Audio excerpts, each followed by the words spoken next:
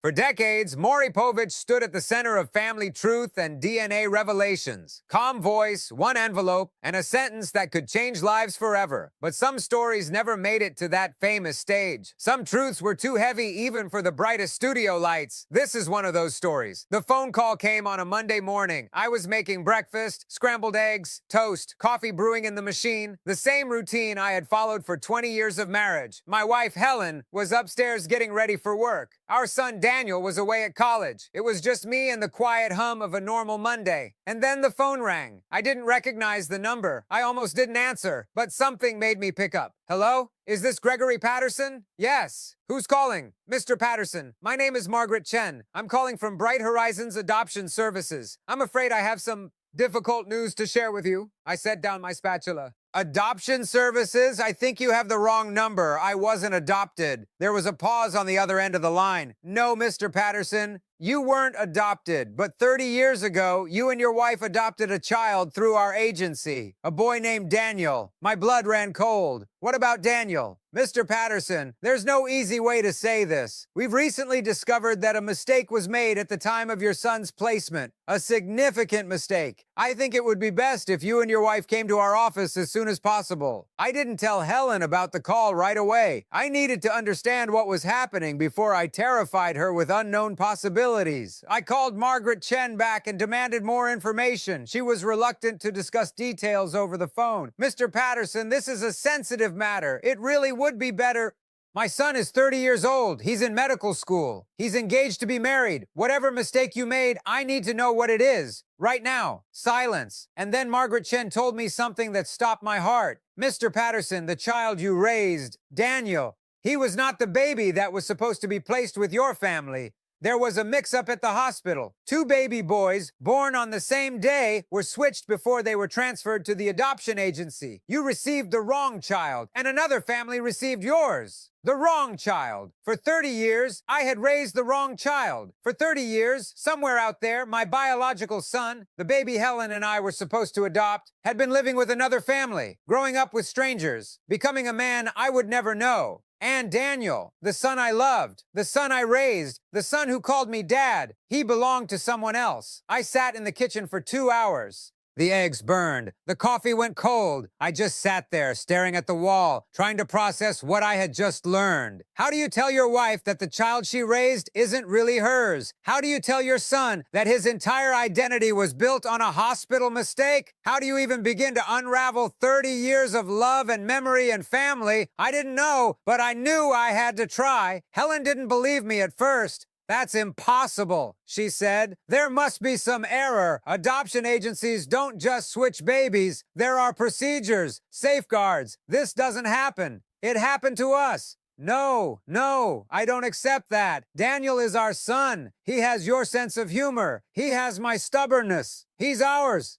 He's ours in every way that matters. But biologically, I don't care about biology.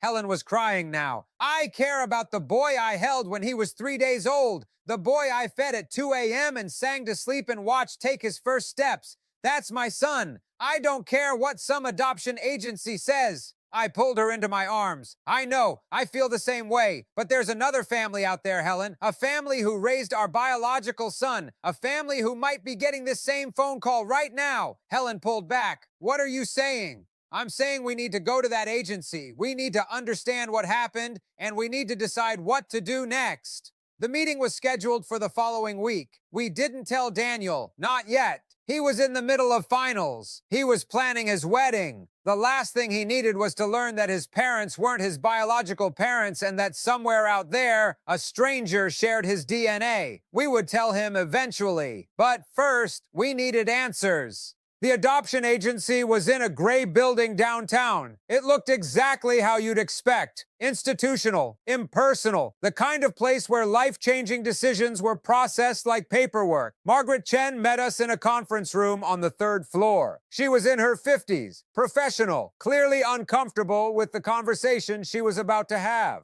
Thank you for coming, she said. I know this must be incredibly difficult. Just tell us what happened, I said. All of it. Margaret opened a file folder on the table. 30 years ago, on March 15th, 1994, two baby boys were born at St. Michael's Hospital here in the city. Both were given up for adoption. Both were transferred to our agency within days of birth. She paused. At some point during the transfer process, the babies were switched. We don't know exactly how or when it happened. The records from that time are incomplete. But DNA analysis has now confirmed that the child placed with your family, Daniel, was not the child originally designated for your adoption. Helen's hand tightened around mine. Who was supposed to be our son? Margaret slid a photograph across the table. It showed a man in his early 30s, dark hair, green eyes, a smile that looked eerily familiar. His name is Marcus Webb. He was raised by a family in Ohio. He's an architect now, married, 2 children. I stared at the photograph. This was my son, my biological son. The baby Helen and I were supposed to bring home 30 years ago. A complete stranger. And Daniel? Helen asked. Margaret slid another photograph across the table. Daniel's biological parents were Thomas and Rebecca Hartley. They were unable to conceive naturally and requested a closed adoption. They raised Marcus, your biological son, believing he was the child designated for them. Do they know? I asked. The Hartleys? They've been informed. They're processing the news, as you can imagine. And Marcus? Does he know? Not yet. The Hartleys wanted to tell him in person. I looked at the 2 photographs side by side. Marcus Webb, my biological son. Daniel Patterson, the son I raised. 2 men whose lives had been switched at birth. 2 families whose entire histories were built on a mistake. We told Daniel that weekend. He drove home from medical school on Saturday morning, confused by our urgent request, but trusting enough to make the 4-hour trip without demanding explanations over the phone.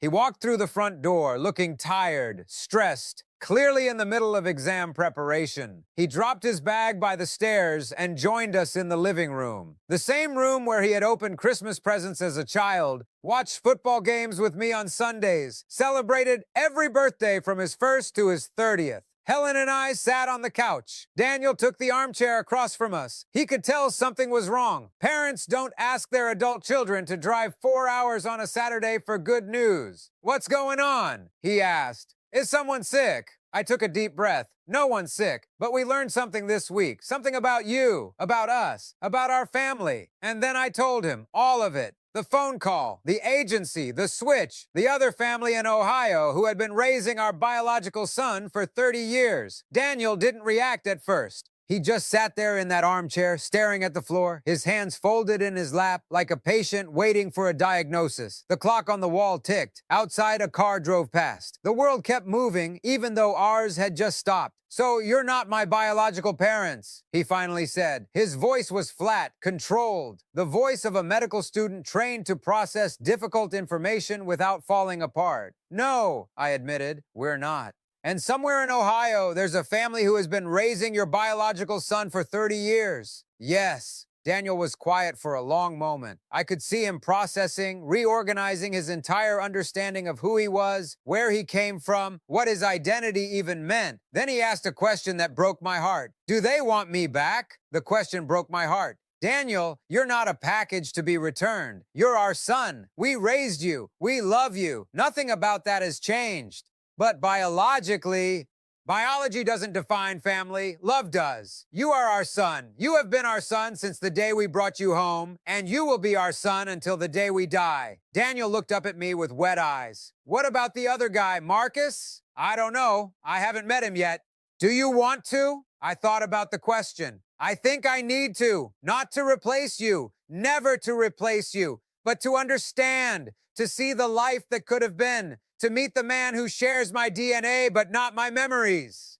Daniel nodded slowly, wiping his eyes with the back of his hand. I think I understand. It's going to take time, but I think I understand. I pulled him into a hug, the same way I had hugged him when he was 5 and scared of thunderstorms when he was 18 and leaving for college. My son, always my son. The meeting was arranged for the following month.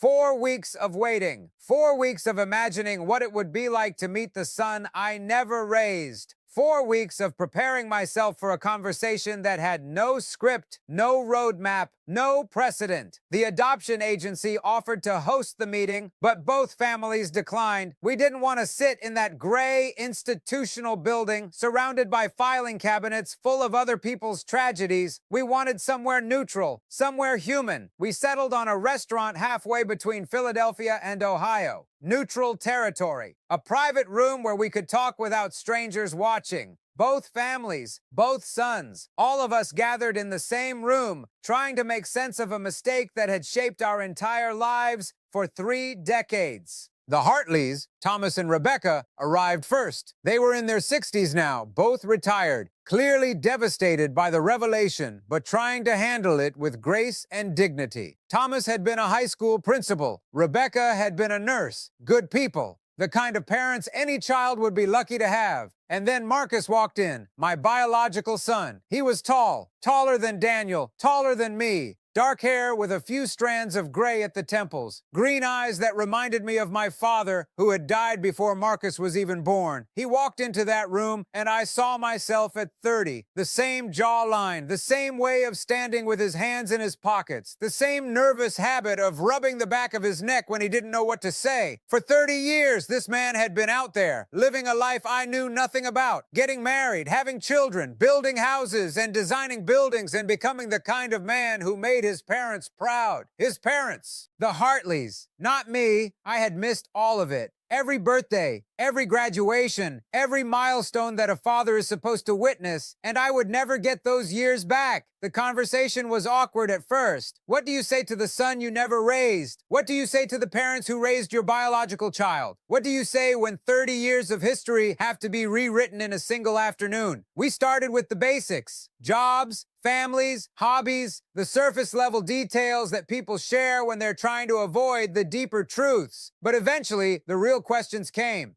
Did you have a good childhood? I asked Marcus. He nodded. The Hartleys were great parents. I never wanted for anything. I had a happy life. Good, I said. That's all I needed to know. Marcus looked at me curiously. You're not angry that you missed 30 years with me? I'm sad, I admitted. I'm sad about what could have been, but I'm not angry. The Hartleys loved you. They raised you well, and I had Daniel. I had a son who made me proud every single day. I looked at Daniel sitting across the room. I wouldn't trade him for anything. Not even for the life I was supposed to have. The families stayed in touch after that. Not as replacements for each other, but as extensions, holiday cards, occasional visits, the kind of tentative connection that forms when strangers discover they share something profound. Daniel met his biological parents. The Hartleys welcomed him warmly, curious about the son they were supposed to raise. And Marcus became part of our lives too. Not as a replacement for Daniel, never that, but as something new, a connection I never expected, a relationship built on biology, but sustained by choice. Daniel got married the following spring.